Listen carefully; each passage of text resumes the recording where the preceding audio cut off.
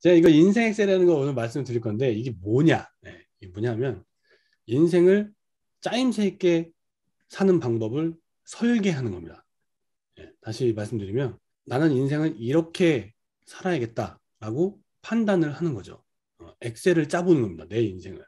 이거는 이제 처음부터 배경을 좀 말씀을 드려야 될 것 같은데 네. 제가 이거를 왜 이걸 하게 됐냐면 저는 원래 그 교통공학을 전공했잖아요. 전공을 하고서 교통 쪽 회사를 이제 공사에 들어갔는데 공사 처음에 들어갔을 때 들어간 부서가 기획실이었어요. 기획실 들어가면 왜 보통 사장님 관련된 업무를 주로 하지 않습니까? 기획실이 사장님 오더를 받아가지고 이제 짜가지고 이제 내리는 그런 역할인데 다른 일을 시키는 거예요. 그래서 무슨 일이었냐면 그런 사업의 타당성을 분석하는 일을 시키더라고요, 저한테. 근데 그 일이 생각보다 엄청 까다롭습니다. 그리고 엄청 많은 지식을 알고 있어야 돼요. 이거를 한 3년쯤 하다 보니까 새로운 신규 사업 거리를 딱 눈을 보면 아, 저거는 사람 몇 명 필요하고 인건비 얼마 들고 돈 얼마 필요하고 기간 얼마 들고 다 이렇게 해가지고 저거는 사업이 돈이 남겠다 안 남겠다 예, 베니핏 퍼 코스트 이런 거 네, 넷 프레젠트 밸류 이런 거 다 이제 하게 되고 근데 그런 걸 쉽게 바로바로 알 수 있게 되는 건 아니고 이제 수많은 엑셀을 돌려보다 보면은 이제 그걸 알게 되는 거예요. 그래서 그때 뭐를 느꼈냐? 피저빌리티 스터디를 했던 것들을 나한테 적용을 해보면 어떨까 하는 생각을 했던 거예요. 그래서 일단 처음부터 말씀을 드리면은 여기다 이제 하는 거예요. 이게 이제 제가 가지고 있는 그 인생 엑셀의 틀인데 뭐냐? 인생의 목표를 이제 정하는 거예요. 여기 이쪽에 보면 인생의 목표를 정하고 그 다음에 목표를 세분화한 다음에 세부적인 목표를 이제 뿌리는 거죠. 간단합니다. 인생 목표를 정하는 방법을 먼저 알아야 돼요. 그래서 목표를 어떻게 정하냐? 여러분 인생 목표 어떻게 정하고 계십니까? 이제 뭐 예를 들면 뭐 내 인생 20억 벌어서 은퇴하겠다라든지 연애 1억을 벌면은 은퇴하겠다라든지 뭐 집 사고 차 사고 빚 없고 자금 돈 2억 있으면 은퇴하겠다라든지 뭐 그런 어떤 구체적인 플랜 같은 거를 아마 한 개 정도씩은 가지고 계실 거예요. 나는 뭐 부동산 5개, 뭐 주식으로 뭐 5억 이상 뭐 이런 거 있을 거 아닙니까?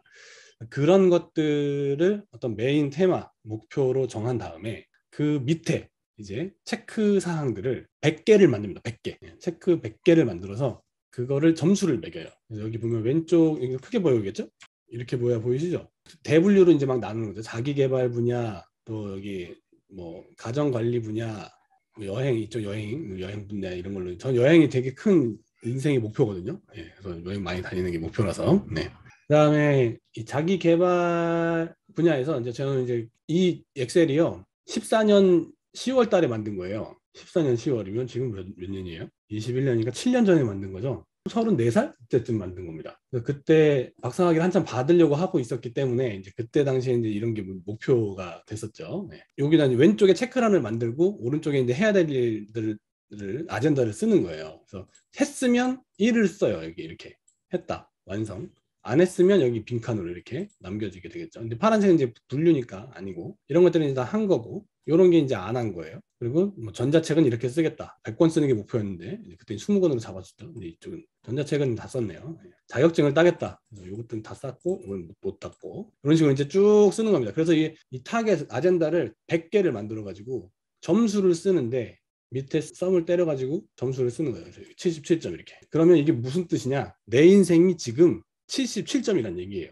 인생 전체의 목적으로 하고 있는 것들이 100개인데 그중에 77개를 이룬 상태인 거예요. 보통 살다 보면은 내가 지금 몇 점짜리 인생을 살고 있고 어느 정도 수준에 다다라 있는지 알 수가 없지 않습니까? 이 인생 목표 점수표를 가지고 지금 수미양가 중에 어딘지 A, B, C, D, F 중에 어딘지 그걸 알 수 있다는 거예요. 그래서 이걸 이렇게 해서 점수화합니다. 이게 되게 중요해요. 점수화하는 게. 그래야 앞으로 뭘 어떻게 할지 알게 된다는 얘기죠. 그래서 이제 이거 인생 목표를 쓴 다음에 인생 목표를 세분화합니다. 이건 이제 어떻게 세분화하느냐? 현재 자기 나이를 알아야 돼요. 현재 자기 나이를 이제 쓰는 건데 35살, 2014년 35살. 이거는 제가 이제 노트 핸드폰으로 이제 막 아이디어가 막 쏟아질 때 정리를 막 한 거예요. 이거를 그래가지고 35에 뭘 하겠다. 학교에 가고 뭐 입사를 하고 SCI 논문 어떻게 쓰고 우리 아이는 몇 살이고 뭐 그때는 뭐 학자금도 막 많았으니까 학자금 대출 뭐 빚 어떻게 갚겠다. 연봉 어떻게 찍겠다. 36살에 찍겠다. 이런 걸 이제 쫙쫙쫙 쓰는 겁니다. 근데 이제 이런 걸 쓸 때 처음부터 이렇게 쓰기가 굉장히 껄끄러워요. 왜냐면 뭘 써야 될지 모르겠거든요, 이게. 그래서 뭘부터 먼저 제일 쓰느냐? 가족부터 제일 먼저 씁니다. 가족. 예, 왜냐면 아이 혹은 가족들은 변치 않는 변수예요. 이게 무슨 얘기냐? 나이 같은 거 있잖아요. 예, 아이가 탄생한다거나 아이가 생일이 있다거나 애가 초등학교, 중학교, 고등학교, 대학교를 입학하는 이거는 딱 정해져 있어요. 네, 그래서 그거를 먼저 틀 속에 다다다닥 뿌려 넣으면 아주 쉽게 쓸 수 있게 되는 거죠. 삶에서 픽스된 것들을 먼저 깔아 놓습니다. 그러면 쉽게 이제 작성을 할 수 있게 돼요. 결혼 10주년 이런 거 쉽게 되죠. 넣어 놓고 그때 뭘 할지 세 분류의 목표를 집어넣게 되는 거예요. 요 노트를 작성하는 연도별로 노트를 작성하는 게 또 아주 중요합니다. 왜 이게 중요하냐? 요게 이렇게 뿌려지게 되거든요. 대분류, 소분류, 중분류로 들어가게 되는 거거든요. 보이시죠? 이거 다? 그래서 이거를 30대, 40대, 50대, 60대 이렇게 나눠요. 그 다음에 이제 대목표, 빅 아젠다를 쓰는 거죠. 여기에 30대에는 결혼한다, 아이 출산한다, 학위 취득한다, 벤츠 산다. 이게 이제 4대 목표가 되는 거예요. 그리고 40대에는 모든 빚을 청산한다. 그리고 내 집을 짓겠다. 이게 40대. 50대에는 자동소득으로만 경제적 자유를 얻겠다. 이게 50대. 그리고 60대 원하는 때 여행을 가고 원하는 때 돌아오겠다. 이게 60대의 최고 목표예요. 저는 그래요. 네. 이건 여러분이 짜시기 나름인 겁니다. 빅 아젠다를 놓고 그다음에 미들 아젠다로 이제 놉니다. 대부분은 초, 중, 후, 초반, 중반, 후반으로 구분을 해요. 30대 초반에는 어떻게 하겠다. 30대 중반에는 뭘 하겠다. 30대 후반에는 뭘 하겠다. 이거를 나이별로 구분을 해서 짰습니다. 이렇게. 이제 대충 느낌 오실 거예요. 이제 여기서 이게 지금 무슨 얘기를 하려고 하는 거구나. 이렇게. 예. 그 다음에 70살까지의 계획을 완성을 시킵니다. 그 다음에 할 일이 뭐겠습니까?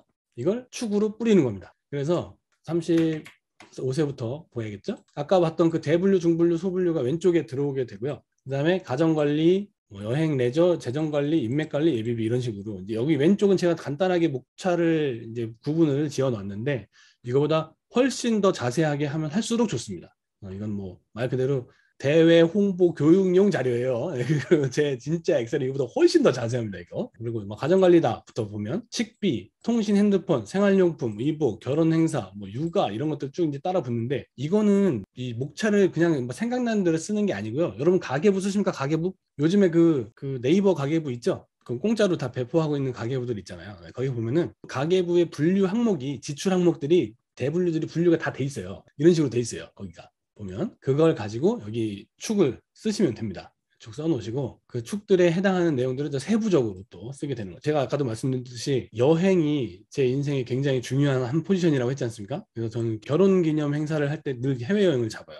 네, 선물도 같이 잡고 가는 거고 그리고 육아는 요렇게 가겠죠. 애가 어린이집, 유치원, 초등학교, 중학교, 고등학교, 대학교, 결혼, 돌잔치까지 이렇게 매겨놓고 둘째도 이렇게 똑같이 가겠고 그다음에 저는 이제 집을 지어서 사는 게 이제 인생의 목표이기 때문에 집은 처음에는 이제 전세 살았고 이제 지금은 이제 자가를 살고 있고 그다음에 집을 짓는 돈까지 이제 넣게 되겠죠. 그다음에 자동차 저는 벤츠 타고 다니는 게 꿈이었기 때문에 벤츠 잘 타는 것도 이제 여기도 넣었고요. 보험도 여기 집어넣고 여행 국내 해외 레저 골프를 좋아합니다. 골프 이거 레저의 골프 비용으로 잡아놨어요. 네. 사실 뭐 인생 살면서 낙이 될 게 사실 뭐 많지 않지 않습니까? 여행과 레저 특히 여행과 스포츠 이런 것들을 잘 즐기면 인생이 되게 풍요로워지지 않습니까? 그런 것들을 되게 큰 인생의 포지션으로 놓고 살아요.